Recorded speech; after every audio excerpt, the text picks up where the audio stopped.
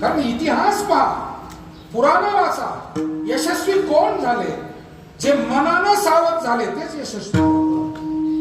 नाही तर काही गाड्या ढकल पास ढकलीतच राहतात. अरे चला रे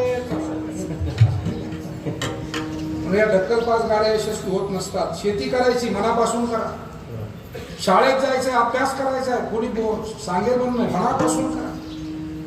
व्यापार करायचा आहे, भजन करायचंय, कीर्तन करायचंय. काही तर मोले घातले रडाया नाही आसू आणि माया.